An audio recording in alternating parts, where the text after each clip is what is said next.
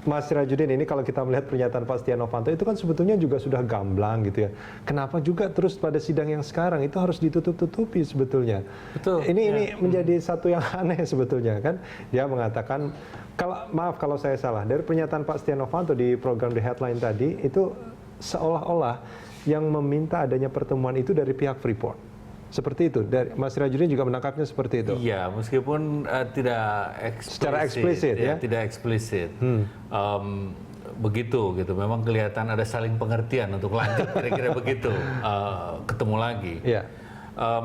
Tetapi kalau lihat dari testimoni di Rut Presiden Freeport kemarin, kelihatan bahwa yang ambil inisiatif itu ternyata beliau, Pak Setia Novanto, kelihatannya begitu. Dan itu sudah terbuka di publik. Ya. Nah, saya kira akan lebih baik meskipun sudah ada pengakuan begini, tetapi pertanyaan wartawan senior model Pak Don Bosco atau Mbak Nunung, saya kira akan lebih eksploratif dan untuk kepentingan news, bukan untuk kepentingan pendalaman apakah yang dilakukannya itu bisa diterima secara etik sebagai ketua DPR melakukan yang seperti itu atau tidak. Nah, saya kira meskipun pertanyaan yang sama mungkin akan diajukan lagi oleh anggota MKD, tetapi pertanyaan-pertanyaan yang sangat garang kemarin kepada Presiden Freeport dan kepada Pak Sudirman Said, yang entah akan keluar lagi atau tidak, bisa jadi ada sebagian dari anggota yang akan juga bertanya kritis dan mendalam dan garang seperti yang kemarin juga. Nah, belum tentu beliau akan menjawab dengan cara yang sama dan sambil santai seperti itu. Iya, kalau kita melihat dari media online yang banyak mewawancarai anggota MKD itu, Pak Setia Novanto itu tidak tidak begitu senang dengan pernyataan-pernyataan dari kesaksian sebelumnya sebetulnya. Ya itu memang lumrah sebetulnya, wajar lah bagi dia untuk membela diri. Tapi akan sangat akan sangat bisa diterima publik sebetulnya jika itu dilakukan juga secara terbuka sebetulnya. Betul, masyarakat juga bisa melihat. Tadi dikatakan bahwa dia harus agak hati-hati juga jika bertemu dengan orang gitu kan. Tapi fakta ya, kalau kita bisa mengatakan bahwa kesaksian di sebuah sidang itu adalah bukti, maka bukti yang sudah dimainkan di dua persidangan itu menunjukkan adanya pertemuan-pertemuan yang kalau tidak tidak dikonter secara kuat, bahwa pertemuan dengan orang-orang yang tidak seharusnya ditemui itu memang terjadi sebetulnya. Betul, ya. Dan dalam konteks itu pernyataan Pak JK berkali-kali saya kira cukup clear juga. Apa yang mana? Misalnya gini, apakah benar sebagai ketua DPR, tapi bisa diterima dibenarkan sebagai legislator, melakukan negosiasi seperti itu, atau masuk bertemu dengan pihak yang sedang berurusan dengan pemerintah, lalu membicarakan sesuatu yang sebetulnya itu adalah tugas domain dari eksekutif, atau mungkin dengan Komisi 7 misalkan yang memang berhubungan gitu kan. Ini kan dia sendiri sebetulnya dari seolah-olah dia mewakili DPR pada saat itu kan. Persis, seolah-olah mewakili institusi, dan dia membawa orang ketiga yang tidak ada kaitan formal apapun dengan pemerintah, baik dengan pemerintah maupun dengan legislatif. Apa kepentingannya? Dia seorang pengusaha, bisnismen dengan bisnismen, ada anggota DPR di situ. Nah, dan anggota dewan itu sangat tidak etis ketika dia berbicara tentang bisnis sebetulnya. Persis, tidak etis ngomong itu, apalagi ini sedang dengan pihak yang sedang berurusan menegosiasikan perpanjangan. Nah, ditambah satu lagi. Kalau kita konfrontasi dengan pernyataan testimoni terbuka dari Pak Ma'ruf Samsudin, seperti sebelumnya, bahwa ketika akan datang pertama kali menemui Pak Setia Novanto, dia datang dengan beberapa orang, tapi Pak Setia meminta supaya bertemu sendiri aja ke dalam. Jadi hanya pertemuan berdua, Pak Setia dengan Pak Ma'ruf Samsudin. Itu artinya apa? Sebetulnya pertemuan berdua itu, gitu, memang kelihatan diinginkan oleh tuan rumahnya ketua DPR.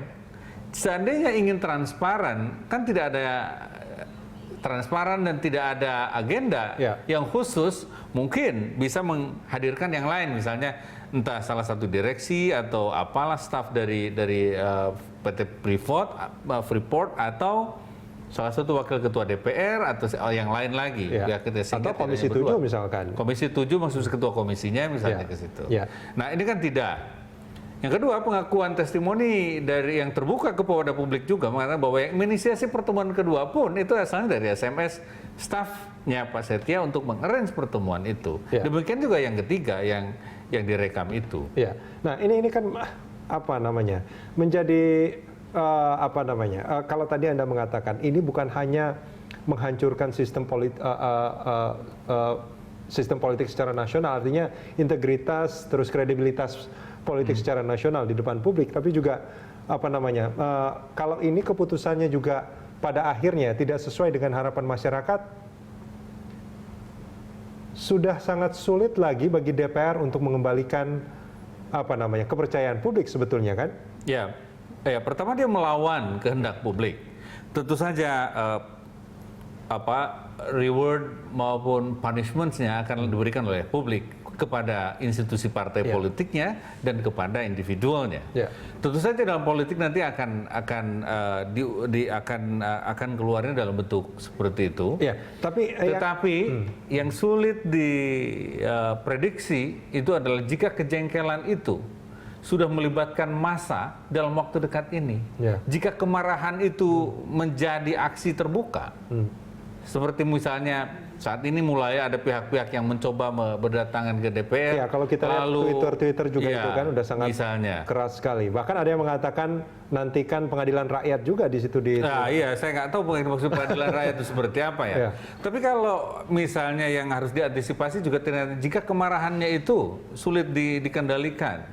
Karena ada harapan sebetulnya bahwa hasil pemilu demokratis model kemarin itu bisa dipertanggungjawabkan oleh DPR dan pemerintah dengan cara-cara yang lebih sesuai dengan harapan masyarakat. Seperti apa? Misalnya yang lebih sesuai harapan masyarakat. Harapan masyarakat itu jelas bahwa misalnya performa DPR itu sekarang harusnya dinaikkan dong. Perundang-undangan sekarang hampir nggak menghasilkan apa-apa dalam performa dari 39 rancangan RUU misalnya RUU, gitu. Paling cuma 4 yang itu performa itu. Lalu performa pengawasan pembangunan misalnya tiba-tiba ada usulan untuk merenovasi gedung DPR baru dengan harga yang fantastik. Padahal jelas pemerintah tidak menginginkan itu. Bahkan Pak Jokowi ketika di DPR diarahkan untuk masuk ke ruangan yang berisi maket tentang itu udah menghindar. Tadinya tidak dikehendaki. Bahkan sebelumnya dibantahkan ternyata masuk juga. Artinya di pengawasan di DPR sendiri problematik. Bahkan kelihatan DPR memaksakan diri. Ini sebetulnya kalau bicara soal misalkan bangunan, mereka yang katanya sudah sempit segala macam, mereka harus lihat penjara-penjara di Indonesia. Itu satu ruangan itu bisa puluhan orang yang ada di sana. Persis. Artinya, maaf kalau dalam beberapa hal anggota dewan ini sangat tidak sensitif sebetulnya dengan apa yang menjadi keinginan masyarakat luas sebetulnya, termasuk juga dengan sidang-sidang di MKD ini betul-betul sangat sebagai wakil rakyat mereka sangat tidak mewakili keadilan di masyarakat sebetulnya. Dan saya kira wajar dikatakan begitu. Buktinya susah dibantah dengan apa yang terjadi saat ini, drama seperti saat ini. Nah, bahwa memang bahwa saat ini DPR dan dari sisi otoritas formal memang benar mereka punya otoritas formal untuk melakukan apa saja sesuai dengan aturan main yang dimiliki oleh DPR. Nah, tetapi dari sisi etika politik secara makro masyarakat misalnya kehendak publik itu memang pilihan pragmatik mereka saat ini karena ada kepentingan jangka pendek mereka saat ini untuk menyelamatkan diri dari tekanan yang lebih kelihatan terfokus pada satu orang atau satu kelompok orang gitu.